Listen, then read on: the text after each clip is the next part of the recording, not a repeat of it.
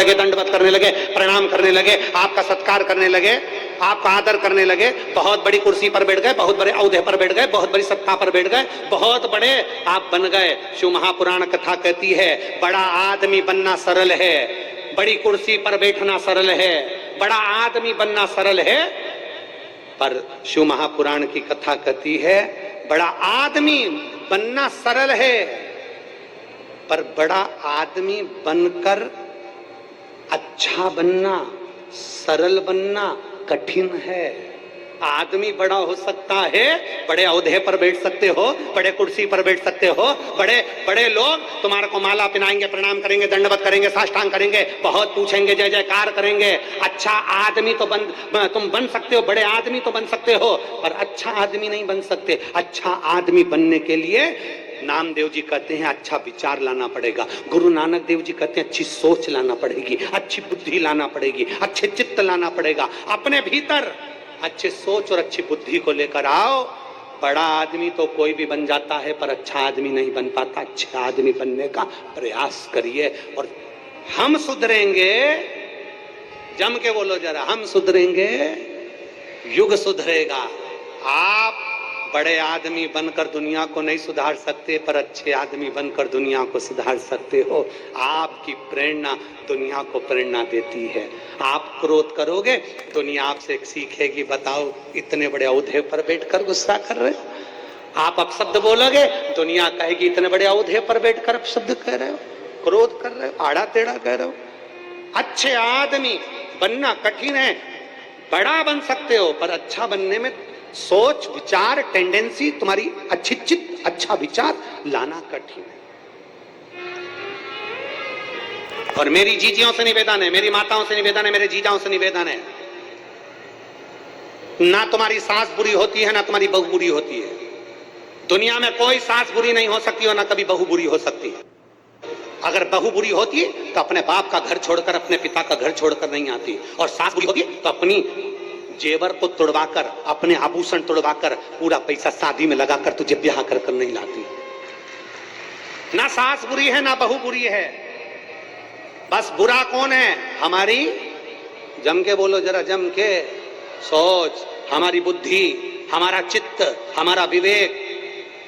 हमने गलत सोच लिया कि मेरी सास तो दिन भर जेठानी जेठानी में लगी रहती है, मेरे को पूछती तक नहीं है। मेरी सास तो छोटे वाले भैया पर ध्यान देती है, तुमको पूछती नहीं है। मेरी सास तो ऐसी, मेरी सास तो वैसी। तुमने चित्त में बिठा लिया कि मेरी सास बुरी है, बुरी है, बुरी है, बुरी है। तो वो सास अपना पूरा जेवर भी निकाल के तुमको दे देगी, तो भी वो सास हमेशा बुरी की बुरी ही रहेगी। और बहू तुम्हारी दृष्टि में आ गया, मेरी बहू बुरी है, छोटी बहू में तो अकल ही नहीं है, छोटी बहू तो ऐसी है, मायके में अपनी सारी बात भर देती है, मेरी छोटी बहू तो ऐसी है, मेरी बड़ी बहू तो ऐसी है, मेरी मंजिली बहू तो ऐसी है। तुम्हारी चित्त में, वृत्ति में बैठ गया कि मेरी बहू बुरी है, बुरी है, बुरी है, बुरी है। फिर वो बहू तुम्हारे लिए लड्डू और रसगुल्ला भी ला कर दे देगी, तो भी वो बुरी की बुरी रहेगी।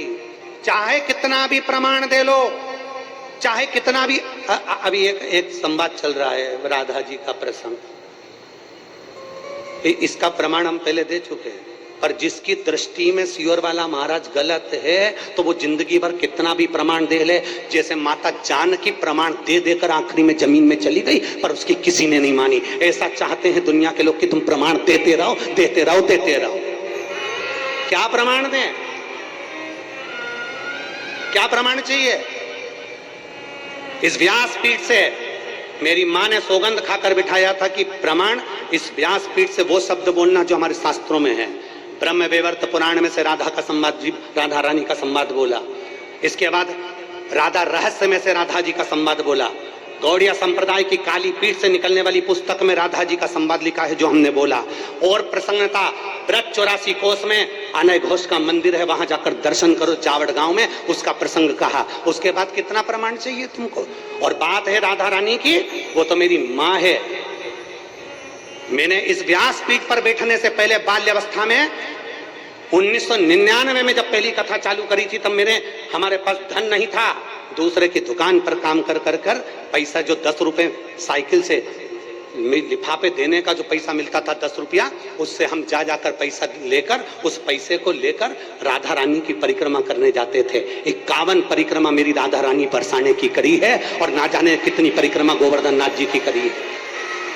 वो तो मेरी माँ है, उसके चरणों में तो मेरा शीश जिंदगी भर पड़ा रहे। और जिस दिन मेरी राधा रानी मुझको इशारा कर कर बुला ले कि मेरे चरणों का दास बन जा, यहाँ बैठकर मेरे दरवाजे की चाकरी करना, झाड़ू लगाना, तो झाड़ू लगाने के लिए तैयार हूँ। व्यासपीठ छोड़कर मेरी राधा रानी के चरणों में बैठ जाऊंगा। और माफी की बात करते हो, इस राधा रानी के चरणों में तो मेरी पूरी जिंदगी, मेरा खानदान और मेरा कुटुंब पड़ा है। क्योंकि देवी भागवत में लिखा है, राधा शिव का अवतार और कृष्ण पार्वती का अवतार है। मेरे शंकर का स्वरूप मेरी राधा रानी, मेरे गोवर्धन नाथ, मेरा ब्रज उससे बिसराता नहीं है।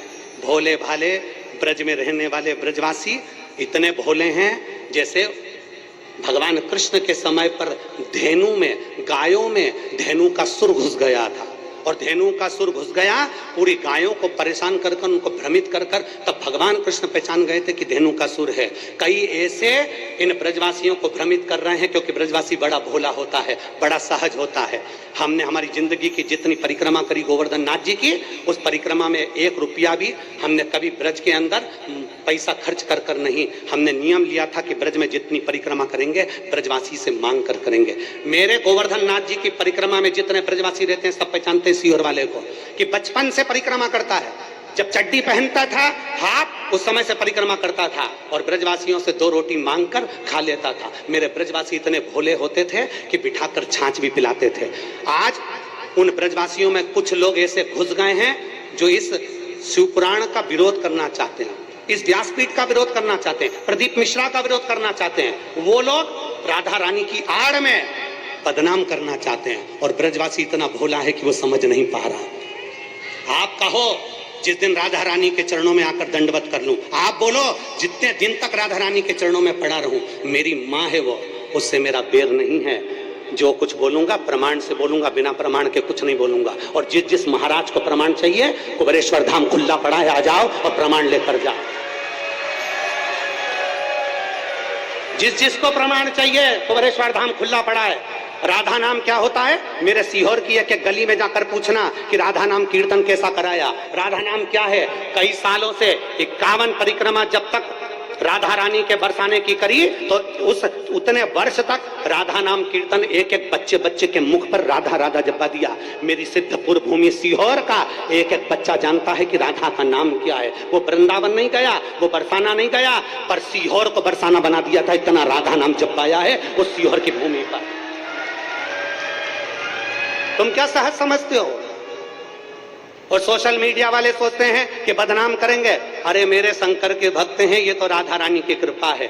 तुम जिस दिन बोल दो, मैं साधुता देता हूं श्री पौंडलिक जी महाराज जी को, गोस्वामी जी को, मैं साधुवाद देता हूं कौशिक जी महाराज जी को, मैं साधुवाद देता हूं संजीव कृष्ण शास्त्री जी को, मैं साधुवाद देता हूं राजीव जी शास्त्री जी को, मैं साधुवाद देता हूं अनूप जी शास्त्री जी को, जिन्होंने वृंदावन से फोन लगाकर कहा, गुरुदेव आप जब भी इधर पधारे महाराज जी, अपन सारे विद्वानों की सभा रखेंगे, आप उसमें अपनी बात रखना। और हमारे यहाँ पत्र आया और हमने पत्रों के माध्यम से उनको सूचना दी, हम पहुंचेंगे, वहां पर बात करेंगे।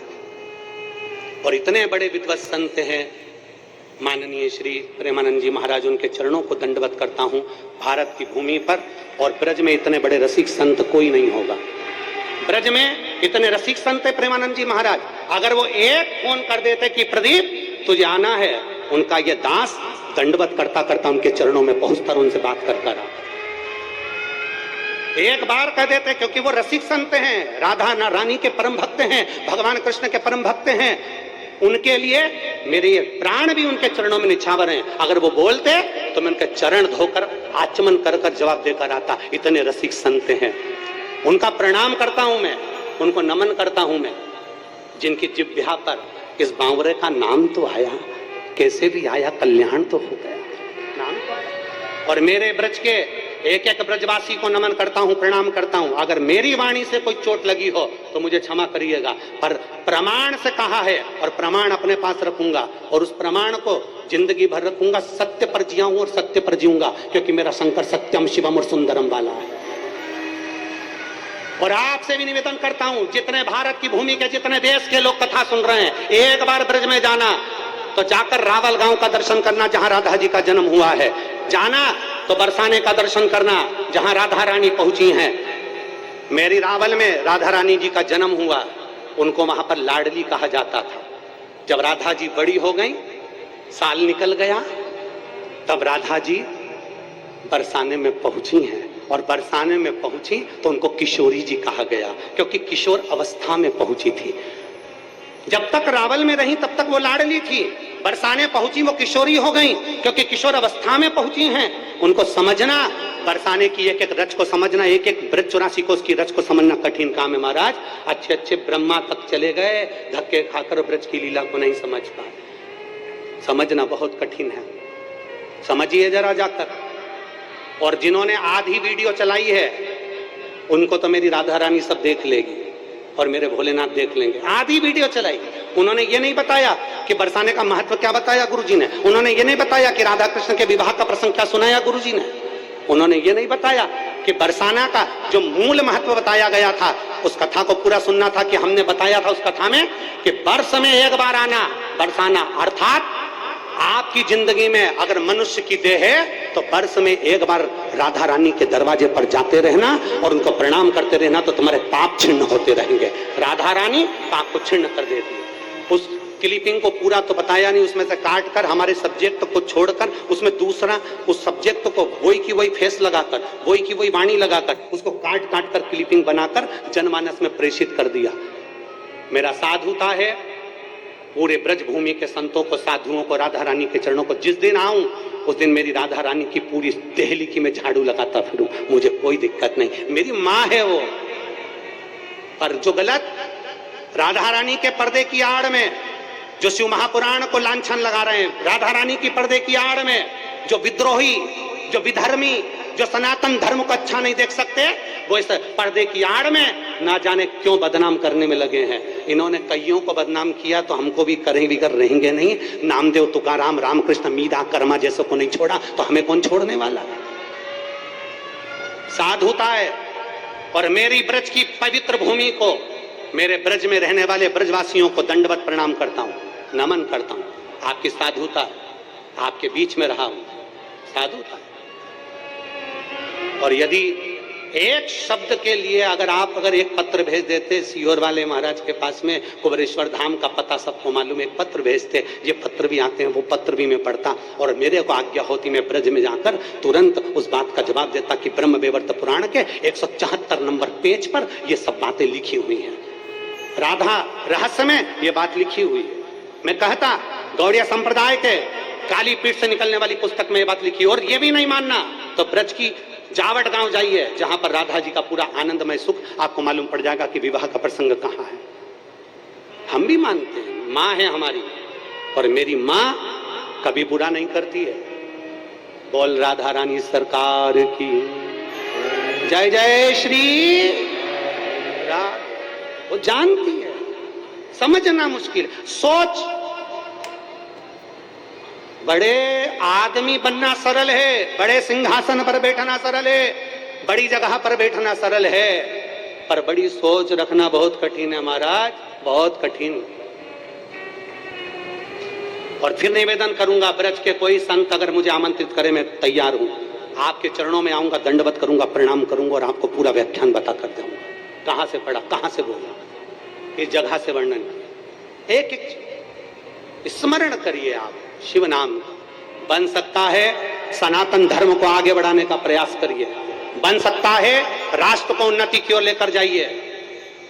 सनातन को पीछे मत खींचिए। आज के जमाने में हिंदू को हिंदू से लड़ाने की प्रथा चल रही है, और वो देख लो, आज तक अभी चुनाव हुए उसमें देख लेना, हिंदू से हिंदू को लड़ाने का प्रयास करा जा रहा है कि कैसे भी सनातन धर्म बर्बाद हो जाए, बदनाम हो।